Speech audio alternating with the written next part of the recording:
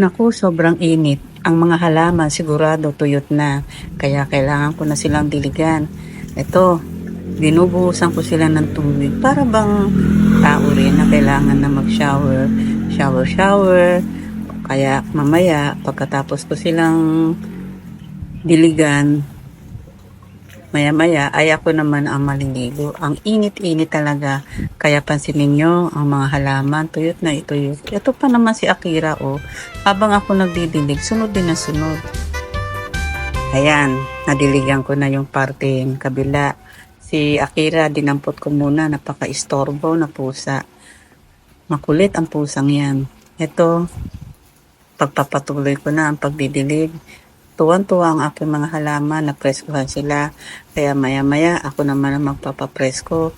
Sobrang init talaga dito sa Pilipinas. Sana dyan sa lugar nyo, hindi kayo makaranas ng ganitong sobrang init na napakasakit ng init sa balat. Kaya ang mga halaman natutuyo na. Pati ang mga ugat yata nila natutuyo na. Parang tao rin, pag nabilad sa initan, pati ugat natutuyo na rin. Kaya ingatan din natin ang ating mga sarili. Huwag tayo magbilad masyado sa arawan.